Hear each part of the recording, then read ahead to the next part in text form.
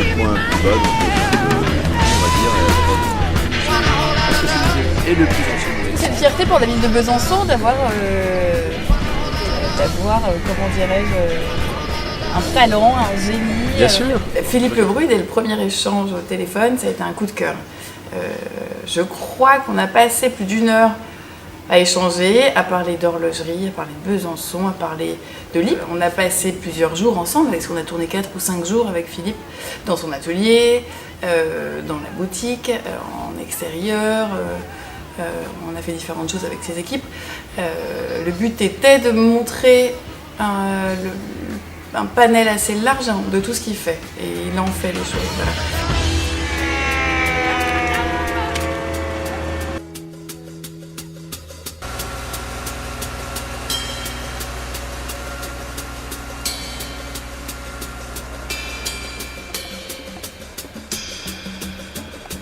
C'est un personnage passionnant, c'est un personnage atypique dans l'horlogerie, qui va au bout de ses projets, au bout de ses idées. Moi je trouve vraiment que c'est un personnage très intéressant, en dehors du fait qu'il peut aussi être très drôle et qu'il est attachant. C'est vraiment quelqu'un qui vit sa passion jusqu'au bout et qui effectivement s'est pas laissé perturber, j'allais dire, par le business, il avait ses projets d'horloge et puis il avance et une horloge en amène une autre et vraiment, d'ailleurs il le dit, les défis, il adore ça.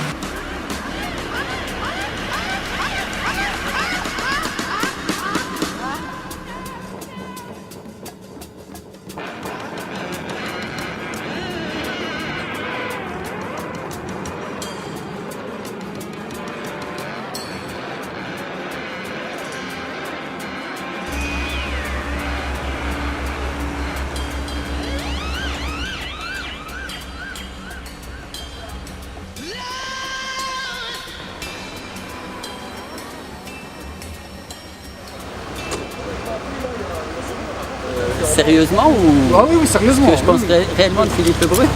Ah oui, oui. Qu'est-ce qu'on dit? Qu'est-ce qu'on pense réellement de Philippe Lebru? Il est fou. Il est jamais à l'heure. Hein, ça c'est une chose.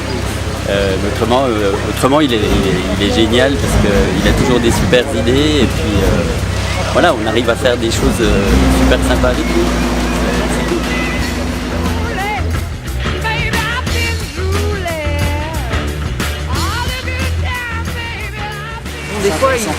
Des fois il est ingérable aussi. Il fait des réponses, alors j'ai le droit de le dire ça? Je peux le dire, bien sûr, ah oui, oui, c'est tout l'intérêt ici. Ah oui, parce que des fois je me dis, oh là là, mais comment je vais découper son interview? Il y a une chose qui m'a marquée et qui décrit bien Philippe, que je ne savais pas. Son horloge comtoise contemporaine, pour laquelle il a eu le prix Goncourt Lépine, il nous a raconté pendant le tournage que c'est, comment dirais-je, une invention qu'il a faite par hasard. Lorsqu'il a pris l'horloge comtoise ancienne et qu'il a tenté de la moderniser, il a dessiné quelque chose qui lui plaisait.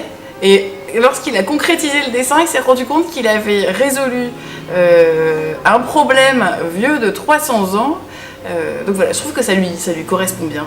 C'est-à-dire qu'il a un génie, un peu malgré lui. Il a plein d'idées, plein de créativité. Et c'est drôle, je trouve, d'être un inventeur un peu malgré soi. Il n'a pas fait exprès.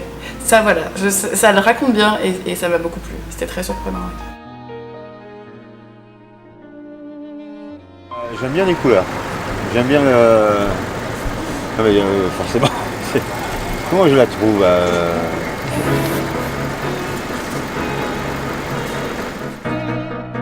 Bon après, moi je pense qu'il faut lui apprendre à faire des réponses Oui, plus courte. Je pourrais le coacher un peu.